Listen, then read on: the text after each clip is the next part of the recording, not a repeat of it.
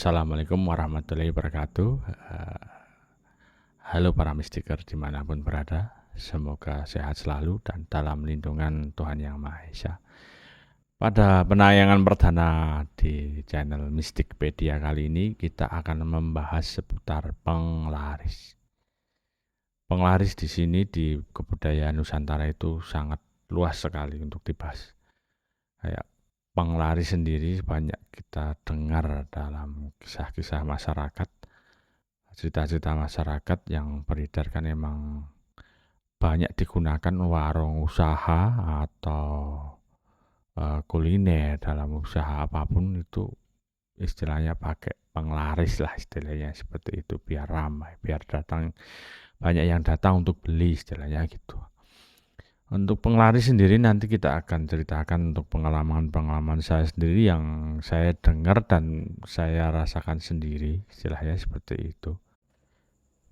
Penglaris di Indonesia sendiri sebenarnya banyak macamnya. Ini kayak tali pocong, terus saha dalam, terus media-media lain, atau dengan benda pusaka. Itu sebenarnya banyak banget di Indonesia ini.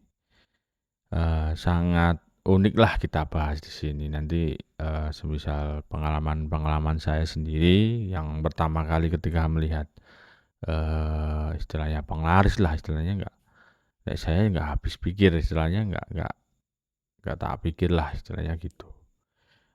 Cerita ini pertama kali saya melihat penglaris itu pas tahun 2015 2016 kalau nggak salah, itu waktu di Solo juga itu. Ketika itu sedang ngantar barang, istilahnya ngantar barang lewat di satu wilayah di Solo. Waktu itu kan rame siang sebenarnya mau habis makan siang, sebelum makan siang kurang lebih jam 10 jam 11 itu pas lewat itu nggak terlalu cepat lah istilahnya, pelan gitu lewat depan warung bakso, istilahnya warung bakso dari kejauhan emang nggak gagas istilahnya, lewat aja lah gitu. Tapi kok tiba-tiba pengen noleh, wah apa itu aku gitu kan, lihat sosok itu kan tinggi tinggi, terus kakinya itu masuk ke dandang baksonya itu. Aku pelan-pelan, itu beneran ya, aku beneran gitu kan. uh, Aneh gitu kan. Saya terus sambil lewat nggak aku pikir lah apa ya tadi ya gitu kan. Apa mungkin jangan-jangan penglarisnya itu. Saya nggak habis pikir itu. Lah mungkin lain lain hari lah teman saya ngajak makan bakso di tempat itu. Waduh, aku dalam hati. Ya udahlah aku gitu kan. Teman-teman makan siang di situ. Nah, itu kan deket tempat kerjaku gitu kan. Udah terus dengan cerita makan bareng di situ. Aku cuma batin istilahnya. Ya udahlah nanti kasih tahu pas selesai makan gitu kan. Ya dalam hati kan, udahlah nanti kita lihat reaksi teman-teman gimana gitu. Udah aku baca Bismillah aja lah. Bismillah. Seperti dugaanku rasanya udah gak enak banget itu kan. Biasanya kalau makan bakso kasih saus, kasih kecap, kasih sambal, diracik sendiri. Tetap saya racik gimana rasanya udah gak karuan itu. Udah terus makan udah enak itu. Teman-teman ya biasa ada yang enak lahap lah, makannya lahap gitu kan. Gak ada yang aneh. Terus aku pesen duduk tak liatin terus itu kan makhluk itu. Tak liatin aku. Terus dia itu kan kakinya masuk ke dandangnya itu loh. Tuh kayak ngaduk gitu kan. Wah, duh aku gitu kan. Pas posisinya di atas dandangnya itu kan. Singkat cerita selesai terus aku pulang. Misalnya habis makan terus istirahat di masjid, cerita-cerita gitu kan. Habis dari situ aku cerita. tadi di warung bakso itu sebenarnya pakai penglaris ya, aku kan bilangnya gitu. Dah paket, waduh, kok nggak bilang tau gitu ya gitu kan. Ya gimana ya, mau tak kasih tahu kayaknya pada antusias makan kan, ya udah gitu kan. Ya emang tadi ada penglaris kan, kayak bentuknya orang tinggi, kakinya dimasukin tandang itu kan. Oh gitu gitu. Tuh. Terus tadi ada yang bilang, iya biasa sih aku rasanya. Terus ada yang bilang enak. Dari ya pengalaman itu mungkin kita harus hati-hati lah, istilahnya seperti itu. Ketika makan ya harus baca doa makan lah untuk umat muslim seperti itu. Itu paling tidak mengurangi efek dari penglarisnya gitu. Terus juga cerita, lewat lagi di warung itu, habis kejadian itu saya lihat kok nggak terlalu rame istilahnya gitu. Awal-awal itu rame banget. Terus lain hari lewat lagi, semakin sepi semakin ini kok tutup lama. Terus buka lagi sama warung, ya masih sama bakso tapi beda orang itu. Tapi nggak terlalu ramai kayak dulu lagi mungkin. Apa itu terlalu efek tadi karena ketahuan gitu. Eh, ada lagi pengalaman, dulu tahun 2010 kalau nggak salah, 2010 2011. Ini pengalaman saya sendiri ya, eh, makan lah istilahnya, di daerah Solo, masih di daerah Solo juga. eh, Warung makan kayak soto, kayak sayur gitu. Tempatnya bukanya malam, kayaknya sore sampai malam gitu lah. Eh, Pertama lihat warungnya itu emang antusias sekali, soalnya ramai banget itu. Ramai deket pasar gitu kan. Sempit lah istilahnya, warungnya cuma kecil. Penasaran kok ramai banget. Ah, habis pulang kerja dulu itu sering mampirnya itu habis pulang pameran kalau malam lah, istilah jam 9 jam 10 lah, istilah jam 10 mampir sama teman-teman. Pertama sih enak sih, saya nyobain soto enak, nggak habis pikir lah, rame itu. Ah, enak, saya bilang enak gitu kan, tapi nggak terlalu aku pikirin tuh pakai penglaris atau apa, enggak lah. Sering lah langganan ke situ mampir, nyata iseng iseng pas sama teman-teman juga, pesen. Biasanya kan aku ambil, pesen soto diantar, nah itu aku pesen sayur gitu, iseng lihat kanan kiri atas, ternyata di atas itu kayak ada, sumbu kompor lah istilahnya, sumbu kompor besar itu kita taruh atas itu. Aku curiga itu apa itu, tak lihatin kok istilahnya aneh itu kan, di tempat itu cuma ditaruh di atas tok gitu. Nggak habis pikir lah makan. Terus eh cobain lah, terus makan baca bismillah, wah rasanya beda kayak biasanya itu. Biasanya emang enak lahap gitu lah. Oh ini rasanya aneh. Habis lihat sumbu kompor itu, wah, rasanya aneh. Aku jadi pikir, wah itu apa? Jangan-jangan itulah atau gimana? Adalah. Singkat cerita, di lain hari aku lewat di situ lagi. Ya kayak kasus yang pertama tadi, rame-rame. Terus beberapa lama, beberapa saat kok kayak tutup, terus tak cari lagi kok pindah. Ternyata gak tahu tutup atau pindah itu. Tulisannya di kontrakan untuk kiosnya itu kan. Untuk yang tahun 2010-an itu yang sumbu kompor itu, awal aku tidak bisa melihat istilahnya kan, cuma merasakan loh, aneh itu kan. kepekaan yang saya rasakan sebenarnya nggak lihat secara mata zahir atau mata batin saya nggak lihat itu. Emang nggak habis pikir sih aku biasanya kalau makan ya udahlah makan terus bilang nggak enak gitu kan. Itu lama kelamaan mikir apa itu benar-benar penglarisnya gitu. Ada lagi cerita saya itu kan waktu lewat ini kalau nggak salah ya tahun 2020-an itu. Tahun 2000 ya sekitar lewat aja itu warung terkenal, warungnya rame, warung belut lah istilahnya, sambal belut, warung sambal belut itu cuma lewat lah, penasaran juga, wah rame itu enak mesti ya gitu. Aku nggak terlalu suka belut itu.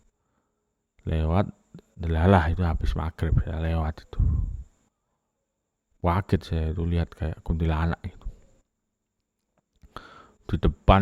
Wah rambutnya panjang itu, terus rambutnya kayak lebat bergigi tajam gitu kan, matanya enggak sih ketutupan gitu, matanya ketutupan, terus lihat di jalan gitu, aku kaget, apa itu, terus ngebut itu nggak jadi mampir aku. Jangan itu penglarisnya kayak gitu. Yang kasus kuntilanak juga pernah itu, saya pernah makan mie ayam di Solo juga itu laris, terkenal itu mie ayamnya itu. Ini nggak tahu ini penglaris atau enggak, aku nggak tahu soalnya kejadiannya habis makan gitu kan, habis makan selesai bayar ambil motor, motornya parkir sebelah warung, depannya itu tanah kosong lah istilahnya gitu. Singkat cerita lihat ambil motor, lihat ke atas, kaget saya, kayak kuntilanak duduk di atas warung, kayak kan itu warungnya itu sebelahan sama tanah kosong tapi pagarnya tinggi lah, duduk di situ lihat atas, apa ini aku tuh kan, ya persis kayak kuntilanak duduk terus diem, rambutnya terurai, ini penglarisnya atau apa, ya udahlah gitu. Nggak habis pikir aku gitu kan, pulang gitu kan. Terjalan itu tadi apa cuma kuntilanak main atau emang penglarisnya gitu. Gak tahu, tapi emang mie di situ enak terus rame gitu kan. Ya kaget sih lihat kayak gitu. Itu terjadi tahun 2019. 2019 lah istilahnya, 2019. Terus ada kisah lagi itu kayak di tahun 2010-an itu pas masih dikerja di Solo itu kan ada rumor ya, mie ayam pocong itu kan. Aku juga awal kerja di Solo dengar cerita-cerita itu dari teman-teman, mie ayam sana itu loh kenal mie ayam pocong. Wah, mie ayam pocong gimana itu kan, penasaran itu, tanya ya rame-rame gitu kan. Ini kan cerita dari teman saya kan, saya terus gimana itu gitu kan, katanya kalau makan di situ pas makan mie ayamnya di bangku pocong. Makan di bangku pocong gitu kan, rasanya jadi enak gitu. Oh gitu, aku terus nggak habis pikir itu gimana itu kan, terus buktikan sendiri.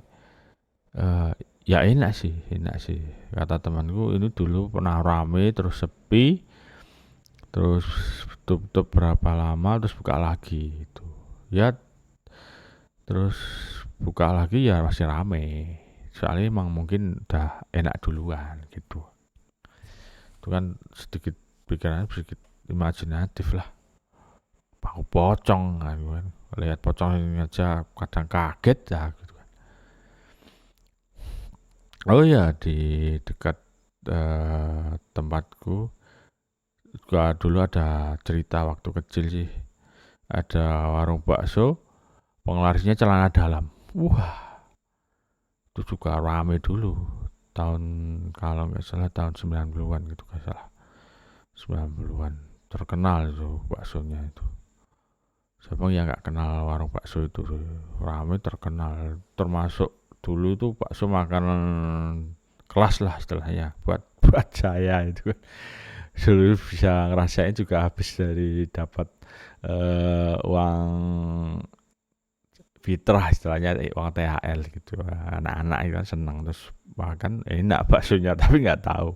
Menurut cerita kan dulu ada orang beli di situ minta dibungkus pulang pas ambil kuahnya itu celana dalamnya nyangkut ketahuan wah heboh habis itu terus kejadian itu rame heboh terus tutup tutup mungkin tutup lama itu kan cuma saya dapat cerita itu kan terus lama terus ada yang buka lagi warung bakso lagi tapi ini udah gak seramai dulu ya mungkin dibilang sepi malahan gitu itu yang sebenarnya pengalaman-pengalaman yang unik sih yang saya dengar gitu kan untuk pengalaman saya sendiri untuk melihat itu belum cuma sekedar mungkin melihat entitas lah istilah wujud aja oh iya ingat eh ini yang kelasnya lumayan lah istilahnya buat buat pengalamanku ini lumayan istilahnya entitasnya atau penglarisnya udah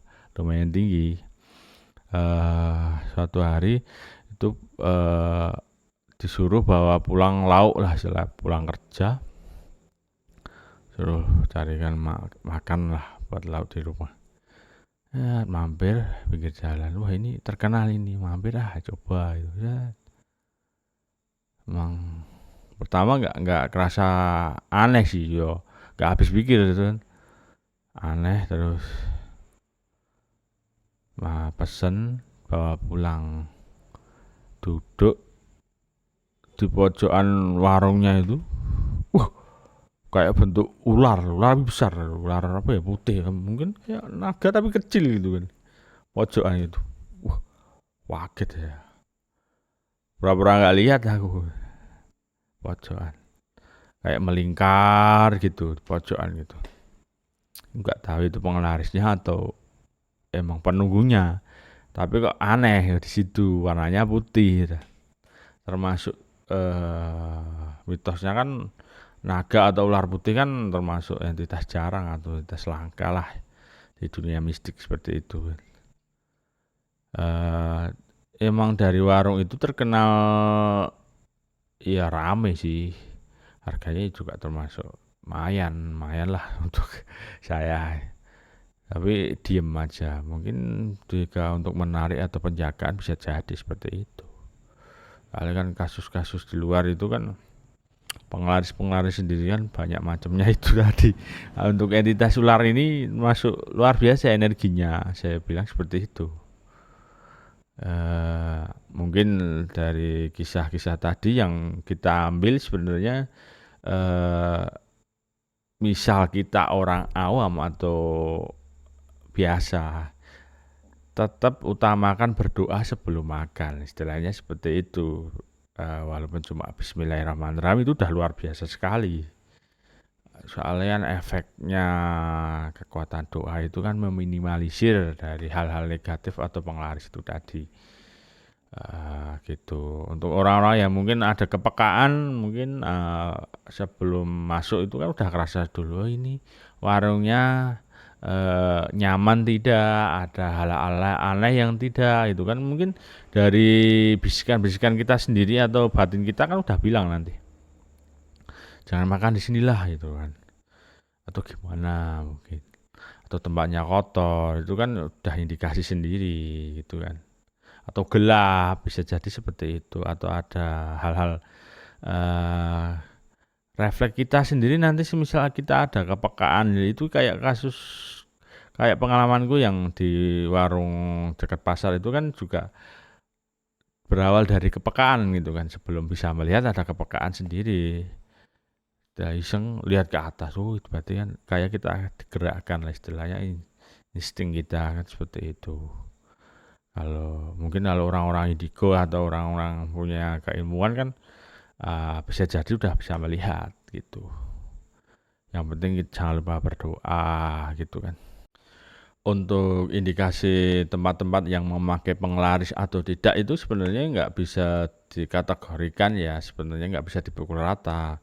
Kan yang beredar misalnya penglaris tempatnya tempatnya jarang-jarang atau punya tempat sendiri atau ruang sendirilah untuk taruh sajanya, itu juga bisa jadi tolak ukur sebenarnya untuk penglaris-penglaris itu. Soalnya kan ada warung makan pinggir jalan itu nggak punya tempat naruh sajen kayak ruangan khusus, nggak ada. Terus tempatnya sempit bisa jadi. Nggak harus punya kategori sendiri. Soalnya fleksibilitas dari keilmuan penglaris sendiri itu banyak pakemnya gitu. Bisa jadi warung pinggir jalan tinggal taruh misalnya dari orang pintarnya atau dukunnya, dikasih di apa laci jangan jualan atau dikasih di tempat masaknya, kita kan nggak tahu. Jadi ini emang susah untuk misalnya kita mencirikan warung itu pakai apa enggak, ya paling tidak kita itu berdoa istilahnya kan gitu. Atau indikasi dibawa pulang terus rasanya berubah, itu bisa jadi ya bisa jadi tidak. Soalnya faktor mungkin pas di jalan makanannya berubah karena istilahnya masakannya dingin, itu bisa jadi. Terus jarak yang pas pulang itu juga bisa jadi iya juga tidak sebenarnya itu. Nah, pengalaman saya sendiri juga ada kayak beli makanan dimakan di tempat enak, dibawa pulang nggak enak, itu banyak faktor sebenarnya. Ya paling tidak kita berdoalah istilahnya seperti itu. Ya mungkin untuk pengalaman-pengalaman mistik kali ini untuk penglaris cukup sekian. Nanti misal ada tambahan-tambahan kita tunggu partnya. Tolong dibantu subscribe-nya, like dan share. Semoga untuk channel ini bisa menambah wawasan kita tentang dunia mistik dan menambah keimanan kita kepada Tuhan Yang Maha Esa. Terima kasih. Assalamualaikum warahmatullahi wabarakatuh.